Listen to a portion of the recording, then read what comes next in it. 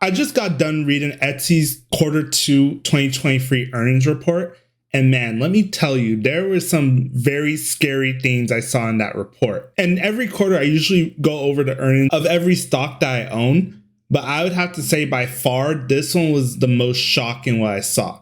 So let's talk a little about what happened during Etsy's most recent earnings call and kind of some takeaways we could get from it. So let's start off with the overall earnings results. Their gross merchandise sales, which is the way they measure the performance of their business, pretty much what gross merchandise sales would be is how much the dollar amount of how much things sold on their platform. It was down 0.7% year over year, which when you think about 0.7%, that doesn't really seem like that big of a number.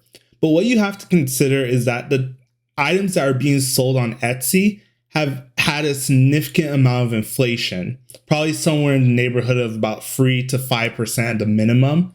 And in my opinion, maybe even up to like 7%. When you adjust it for real terms, like inflation adjusted, they actually had negative gross merchandise sales growth, which is really concerning because that's showing that the sellers on Etsy probably don't have the kind of pricing power they did back in 2020 and 2021. And this is also concerning too when you consider the fact that Etsy just recently, over the past year or so, have actually raised their transaction fees on their platform by I think about like 35%. That was a very concerning sign of the earnings results. We also did hear that the number of active buyers grew 3% for the quarter. So think about it like this. The gross merchandise sales was basically flat year over year, but then the amount of buyers on their platform, active buyers, I should say, grew 3%. That means that the per customer transaction is actually falling. And they actually did mention that in their earnings that their gross merchandise sales per active customer for the past trailing 12 months was 6%. Something that's a little bit more lead-in indicator that's concerning is the fact that consumers in the US as well as overseas, but more especially overseas, are starting to struggle. You know, in Europe, we have very strong levels of inflation that the European Central Bank is fighting very hard against, but that is eroding a lot of purchasing power from Europeans. Then in China, we have this terrible recession that is a result of the relaxation of their COVID laws. Then even in the US as well, the consumer is starting to face some pressure as we are starting to notice credit card balances starting to grow, as well as delinquencies as well. And really for a retailer like Etsy that's pretty much 100% focused online, they are going to struggle a bit with the reopening and people not really being home as much. So a lot of that COVID growth kind of is gone. But that's been gone for a while, so we can't really use that as an excuse anymore. Another thing that came out of their earnings result as well, the amount of active sellers that are joining the platform is growing at a rate 6 times greater than the amount of active buyers. So this could mean that too many sellers are entering the marketplace, causing oversupply and saturation of different goods on the platform, actually causing a sort of deflationary effect with Etsy, because the way you got to think about it is that with Etsy, it's usually very unique, handcrafted, one-of-a-kind things that are being sold on their platform. So if you have more and more people coming onto the marketplace, even though these unique things should sell for a premium, they actually probably won't, because there'll probably be someone who sells something very similar to that thing that's competing against it, and they sell it for a lower price.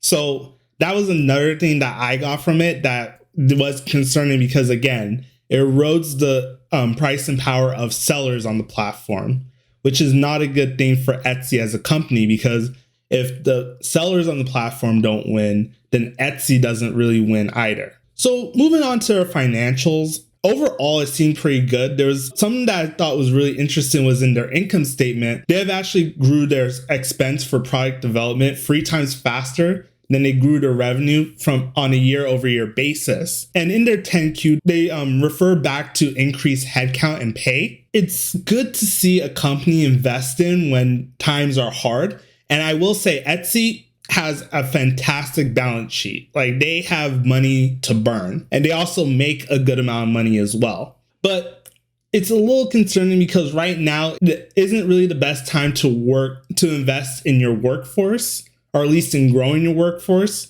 just given the fact of how expensive employees are right now, and thus the strong demands on the labor market as a whole. I don't know how I feel about this. If they absolutely needed the employees, then sure. But really what I would like to see really companies invest in right now is more of their technology, kind of like AI, or making their processes more efficient. I think that is a more per dollar better investment than investing in more labor. So moving on to earnings call. On their earnings call, they're asked about the effects of inflation on their gross merchandise sales. The executive team basically avoided answering this question, which makes me think that they're starting to see what I was saying earlier, that sellers' pricing power is starting to disappear. So that was really what kind of drew up my antennas and really made me start to look at some of these numbers a little bit more deeply. And they're also asked on the call about their gross merchandise sales per customer. And they talked about how in the US, it's pretty much been constant on a nominal basis. Again, constant on a nominal basis, but then once you factor in like the 3 to 5 to 7% inflation that has gone on over the past 12 months, it's actually not nominal. It's actually a decline.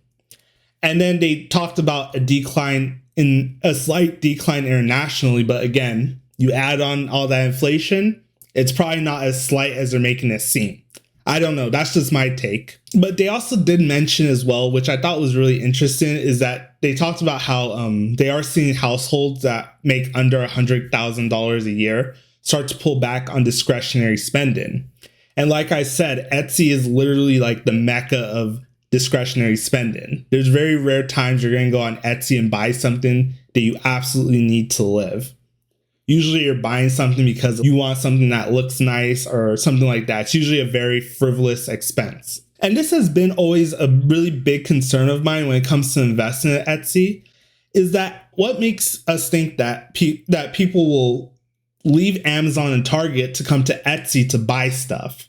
Because Etsy's kind of like this own platform out there. It's not Target, it's not Amazon. You're not buying toilet paper from Etsy. You're buying toilet paper from Amazon or Target, and then, oh, you see this nice little thing on the banner on the side. Oh, I'm going to go buy that as well.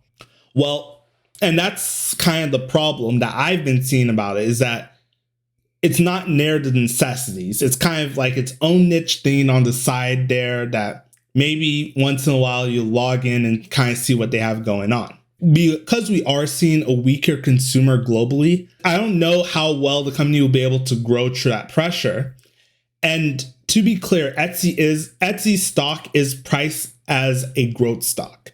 It is definitely not priced for value, even though they do have pretty good margins. When growth stock stops growing, it doesn't go very well. So do I really think this company is going to go bankrupt? No. Like I've been saying, they have a solid balance sheet. If they wanted to today, they could pay off all their current liabilities with just their cash that they have alone. They have plenty of money to spend on product development and hire and increase headcount. Is it necessarily what I would think of doing in this market? Not really, but they do have the margin to do it. But even though their margin is shrinking, they're still bringing 10% of the revenue, but down to operating income. I think that this is a well-capitalized and well-ran company, but I think that this company will struggle for the next about 12 to 18 months as the Fed continues to say that they will keep rates higher for longer. And I have a strong belief that they probably will for at least the next 6 months, if not the next year, which will put more pressure on pretty much all retail, but definitely this niche specialty retail that Etsy is known for. So personally for me, I can't give personal financial advice to you. You have to decide what you're going to do with your portfolio. But for my portfolio, I personally decided to sell off my entire Etsy position.